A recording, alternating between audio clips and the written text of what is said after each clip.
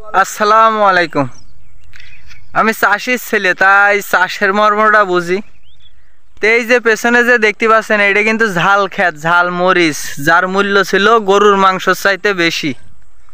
এই যে কত আশাবাদী, কত আশা নিয়ে এই যে চাষবাস করেছে, আমি একটু আপনাদেরকে দেখাই। হ্যাঁ, একটুখানি দেখাই। দেখেন আমার আমার পিছনে দেখেন ঝাল ঝাল গাছের কি অবস্থা। এই যে এখানে প্রায় 1.5 বিঘে ভুঁই, এখানে 1.5 বিঘে ভুঁই এইটা, আর এখানে তো আছে 1 বিঘে ভুঁই। তো এই যে 2 বিঘে ভুঁই, এই যে ঝাল গাছ পুরো মরে শেষ। এই যে ঝালের দাম, আপনারা বলেন ঝালের দাম বাড়ে কিভাবে, বাড়ে কিভাবে, বাড়ে কিভাবে? ঝাল কিনে খাইতে পারি না ভাই। এই যে গাছটার পরিবেশটা দেখেন, গাছটার পরিবেশটা দেখেন। গাছে কিছু আছে? গাছে কি কিছু আছে? এই চাষি ঘরের ফ্যামিলির ছেলেপিলে যারা আছে তারা বুঝতে পারবে ভাই, চাষে কত জ্বালা। এই চাষ করে, এই চাষে যদি লাভ হয়ে যায় লাভ, লস হলে লস। হ্যাঁ, লাভ হলে লাভ আর লস হলে লস। বলেন যে ঝাল এত টাকা দিয়ে কীভাবে কিনে খাবো? এই যে এই যে এখানে এই যে রশি আছে, রশি রশি প্রত্যেকটা গাছের গোড়ায় রশি দিয়ে বাঁধা, যেন গাছগুলো ভেঙে না পড়ে। তারপরেও ঝাল গাছগুলো সব মারা গিয়েছে। এই যে ক্ষতিটা, এই ক্ষতিটা কীভাবে উঠবে? এই যে ক্ষতি, এটা তো ক্ষতি। 2 বিঘে ভুঁইর উপরে এই যে ঝাল চাষ করা হয়েছে, এটা তো একটা ক্ষতি।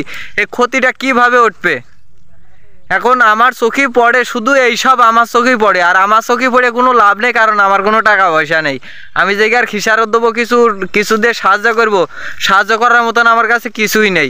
এই যে পেছনে যে জায়গা দেখা যাচ্ছে, সব কিন্তু ঝালের খ্যাত, সব ঝালের খ্যাত, সব কিন্তু মরে শেষ। এই যে লস, এই যে লস, সার লস, এই যে জোন খরচ লস, এই যে প্রত্যেকটা, এই যে যেখানে দেবে দেখবেন সেখানে এই যে প্রত্যেকটা গাছের সুতলি দিয়ে বাঁধা ছিল যেন গাছগুলো ভেঙে না পড়ে। তারপরেও কিন্তু ঝাল গাছ বাঁচাতে পারিনি। আল্লাহ দেয়নি তাই হয়নি। এখন আল্লাহ তো দেয়নি, কিন্তু এই খিসারতটা দেবে কিটা? আল্লাহ তো ঝাল দেয়নি, কিন্তু এই খিসারতটা দেবে কিটা? এখানে যার ভুঁই সে বুঝতে পারছে যে তার কত জ্বালা। তো তো ভুঁই আল্লাহর সাথে যদি কথা বলতে চান, কথা বলা দিব। তো আমি চাচ্ছি না তার সাথে কথা বলাতে, কারণ তার মন মাইন্ড এমনিতেই অনেক খারাপ, কারণ তার চাষ লাভজনক হয়নি, কারণ তার চাষ সব শেষ। দেখছেন ভুঁই সব পরিষ্কার, সব পরিষ্কার, কোনো গাছে কোনো ঝাল নেই। আর এই ঝালের দাম বাড়বে না কেন? এই জন্যই ঝালের দাম বাড়ে। এই এক সিজনে বেড়ে যায়, এক সিজনে কমে যায়। এক সিজনে ঝাল হয় না, এক সিজনে ঝাল হয়, তখন এরা দাম বাড়ায় দেয়। এটা হইলো মাধ্যম। এখন বুঝিয়ে দিলাম, তারপরেও বুঝতে অসুবিধা হলে কবে আরও ভালো করে বুঝিয়ে দেবো।